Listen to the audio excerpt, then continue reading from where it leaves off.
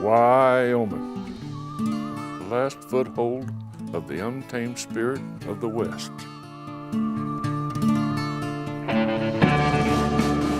Where seas of grass wash against the rugged Rocky Mountains. There's a harsh beauty about the land, but the people and animals that call this place home don't just survive, they thrive. This is God's country. No fancy top hats, just grit, hard work, and a deep-seated bond between beast and man.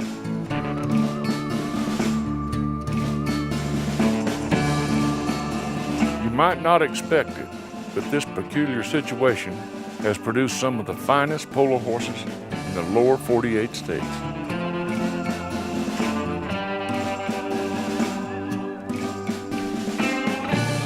In a world that's changing faster than ever, only a select few carry on with this Western way of life.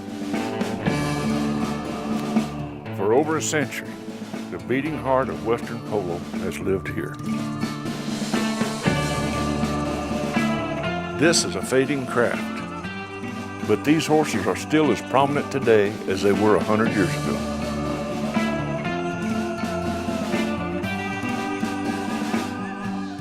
My name is Tommy Wyoming. I was 10 goals. I played all over the world, had horses all over the world. The best horse I ever rode came from just down the road here.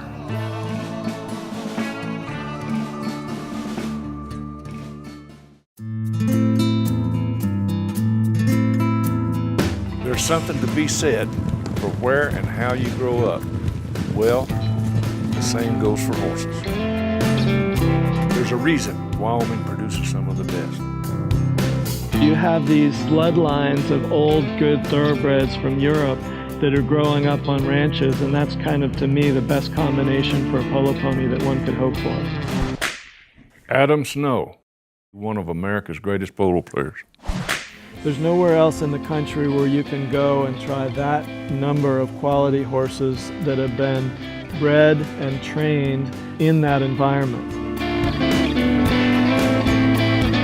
What the horse means to Wyoming is it's our livelihood. Trotting down the ridge, the dust is kicking up, that morning light. I can't even describe the feeling. It's just magical. Do you know anyone who's ever ridden with a herd of 200 galloping horses? Meet Paul Surf. He does it every day before breakfast. It's the little things in life. Sometimes I might be close enough to hear the hooves hitting the ground. Polo's been going on here for over a century, and we have one of the oldest polo clubs in the United States here. And that's what Wyoming was started with, was horses and cattle coming over here, and some of the English nobility and the Indians, and turning the horses out with wild Mustangs and breeding horses. And they provided a lot of remounts for the Army.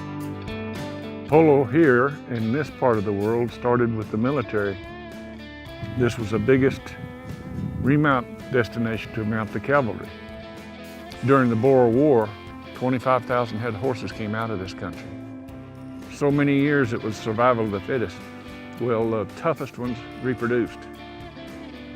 The work that these horses get on the ranch, they naturally have to handle, they have to have balance, and they've got to have natural athletic ability. The toughness of the horse is still bred in them here. They have the stamina, which I think comes from this country, that makes them very valuable in the game of polo.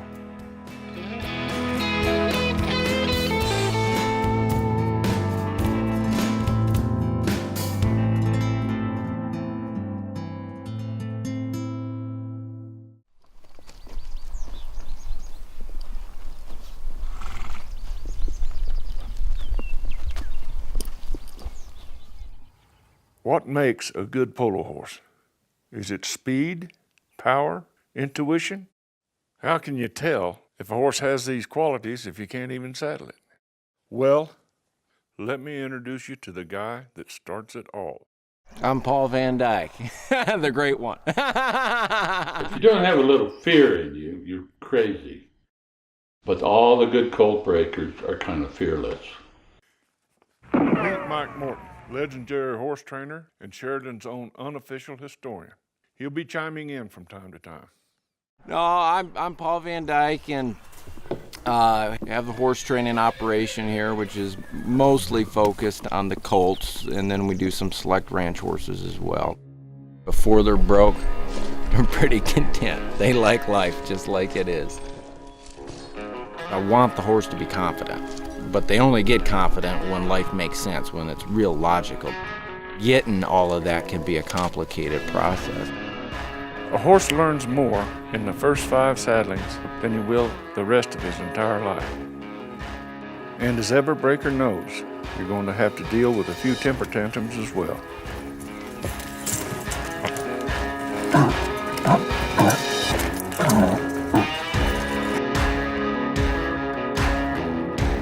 What I like about it, and it still amazes me, is when you get kind of how they operate figured out a little bit. That horse is listening to me right now. Watch that ear cock. A horse can sense tenseness or timidness. The more you're lacking those two, the more relaxed you'll be.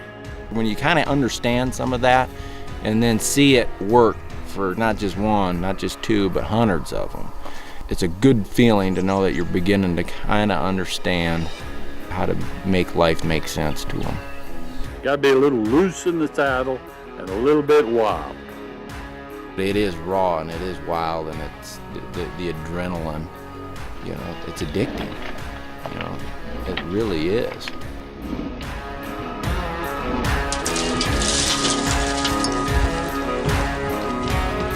When people experience that, or they see it maybe in action, I think they want some of it. But, you know, for a lot of other people, it just really scares them too. Turns into quite a chaotic circus around here sometimes. Got colts bouncing off the wall, kids running around, dogs, it's great. Gets everything broke. It sure is a privilege to be just involved in the whole process of it. There aren't many places you can find a cowboy this tough. Time and time again, he produces horses that will take right to the sport.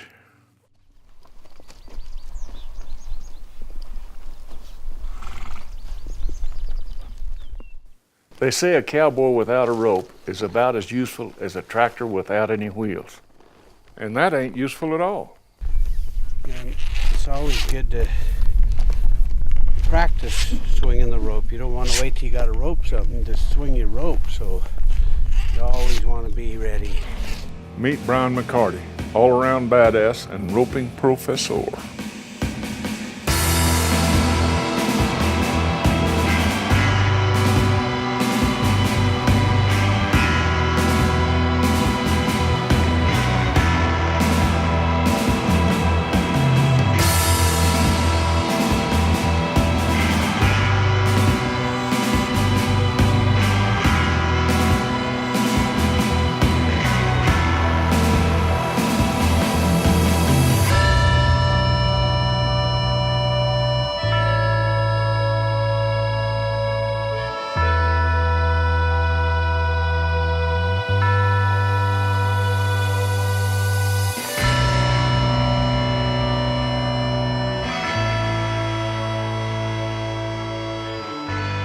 Roping translates to polo.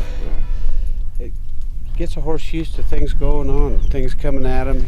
Swing it back shot, just like you'd swing a polo mallet. Go to this side. That's enough class time for today. Let's go put that rope to use. With making polo ponies, they've got to have a job. It's like a kid. If he doesn't have a job, he's going to be in trouble.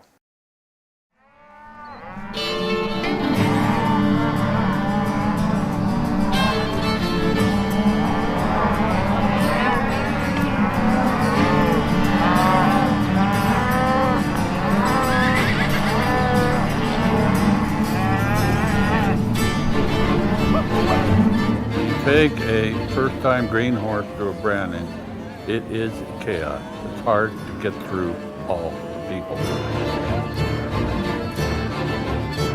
When when the horses are going to brandings or you're learning to rope off a horse, that they're just getting exposed to so much more stuff. I mean, that's the traffic they're going to see on the polo field. That's the excitement because the rider gets a little adrenaline going. And it's almost like a perfect analogy to polo, but not putting them through the rigors of a polo match. It's a learning experience. He has to face up with all these people down there working and running and hollering and joking. What's a training device that simulates polo then? Go on, Mike, tell him. Meeting a ball with another player. It's very hard to train some horses to do that. You got to go through traffic, right, to steal a ball. And same thing at a branding. You got to get through that traffic. They're maturing through that process of going to a branding without getting fried, which playing a horse too fast, too young can do when you're only doing polo with them. The mayhem of Wyoming cowboy work is more fierce than any polo match a horse will ever see.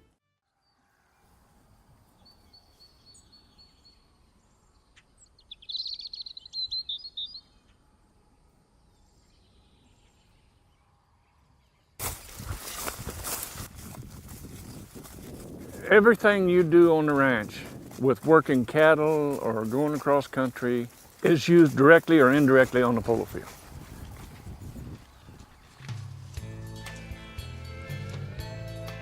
Whether you are chasing cattle and you have to speed up and slow down, turn, speed up, slow down, you've got to outrun a cow or you might have to outrun another horse. They got to do that on the polo field.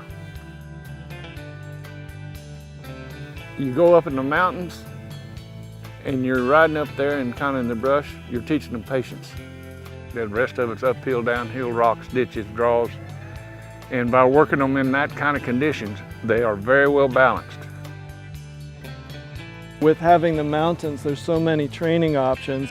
You know, anywhere you look, you can go move a horse up a hill and they need to work hard going up those hills.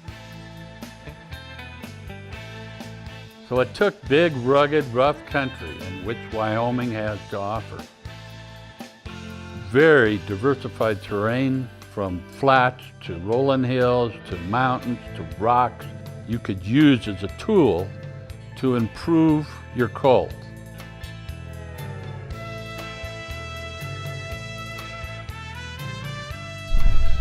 Your horse just learns where to put their feet. It gives them more opportunity to get fit. Gives them just a good base. The other thing about going down is they need to get their hind end underneath them, and that's the way we want them to stop on the polo field too. These were all learning tools for that horse. Now obviously the West was the only place that could do this because there isn't big country anywhere else. A big farm in the East would be 100 acres. Well, you can gallop around that all day and never tire one out.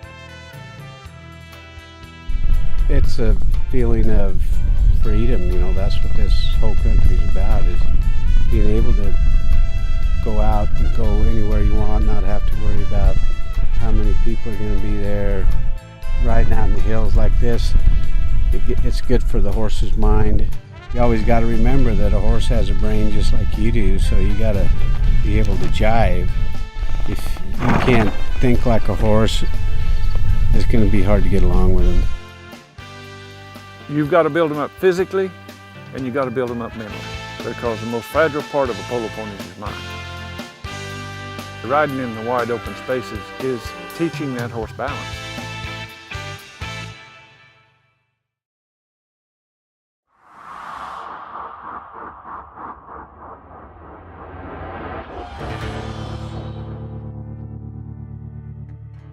Many of the horses that were ranch broke had a little bit of green horse polo in Wyoming. They took to polo like ducks to water, and I think part of it is that process that they had off the polo field in Wyoming, whether it's the hills, the cattle, the brandings. The flattest ground they've seen in their lives is a polo field.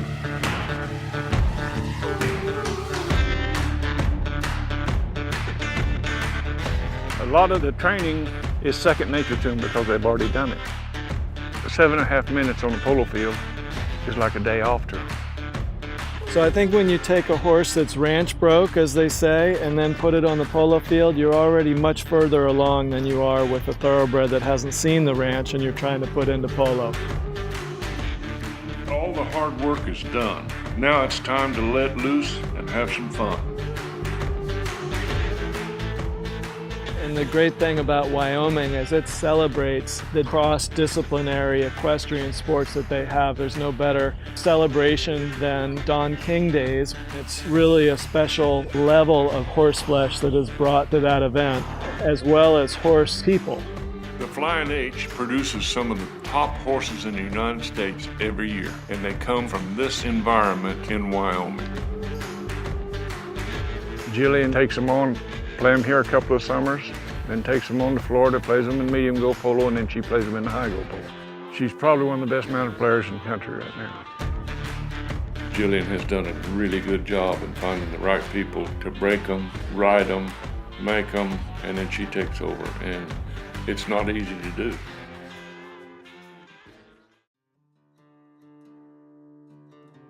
A lot of horses came out of this country that did pretty well. The Flying H Ranch won the Open, and Jillian mounted herself as well as helped mount a few of the pros. The next year, Tommy Boyle won the Open, and he mounted himself on horses they raised. There was a horse that Bob Tate bought and sold to Memo, a big gelding called Calumet, and he won the best playing pony in the Open twice.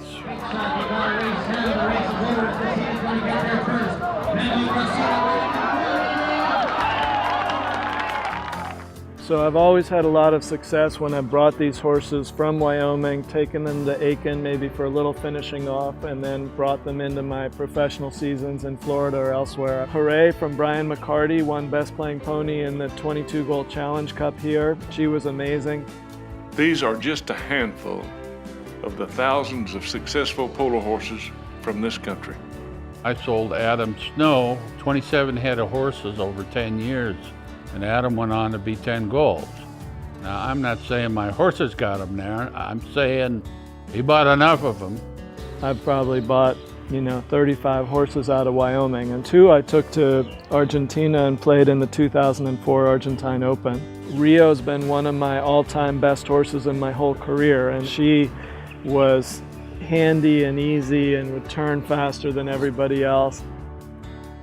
Adam Snow played a mare of mine, and he scored 2 goals and 1 checker on the torch from the field.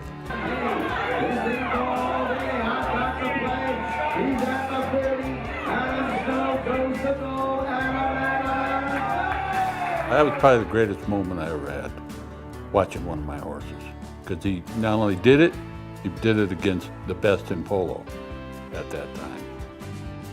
The last generation of Wyoming polo ponies may be quickly approaching, but these determined horsemen haven't hung up their hat just yet. As long as there's a tough cowboy and a good horse, the spirit of Wyoming polo will never die.